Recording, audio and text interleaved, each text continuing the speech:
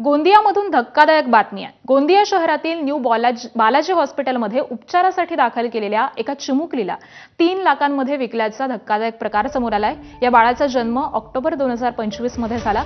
मात्र बाळाची वाढ ही नीट होत नसल्यानं त्याला उपचारासाठी न्यू बालाजी नर्सिंग होम इथं दाखल करण्यात आलं आणि यानंतर पुढील उपचारासाठी या बाळाला नागपूरला घेऊन जात असल्याचं सांगून भंडाऱ्यातील एका महिलेनं या बाळाची 3 लाखांना विक्री केली आहे। डिसेंबरमध्ये 3 महिन्यांच्या बाळाची विक्री झाल्याचं पोलीस तपासामध्ये समोर झालंय।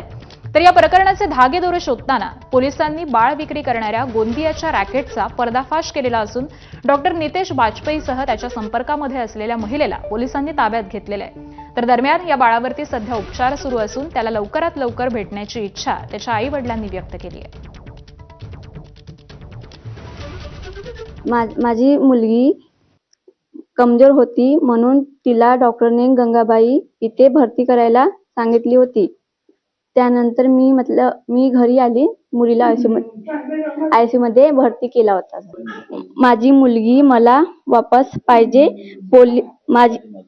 अशी माझी मागणी आहे शासनाकडून की माझी मुलगी मला परत वापस पाहिजे। भंडाऱ्याची कोणीतरी आहे पांढराबोडी इथून, तर तिला त्यांना बाळ विकत केला होती असं मला माहीत झालं। त्याबद्दल मला काहीच माहिती नव्हती। बाळ विक्री केला त्यांनी, मला काही बी विचारलं नाही, काही नाही, हे मला काहीच माहीत नव्हतं। मला प्रशासनाला हे मागणी आहे की माझा बाळ मला पाहिजे, माझी मुलगी मला हवी।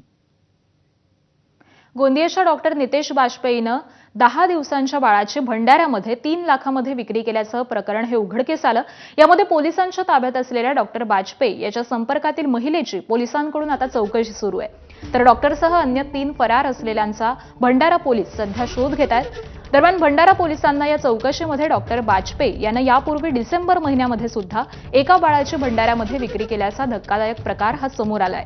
तर बाळ विक्री करणाऱ्या या रॅकेटनं हे बाळ भंडाऱ्यामध्ये कुणाला आणि किती रुपयांना विकलं याचा शोध सध्या भंडारा पोलीस घेत आहेत।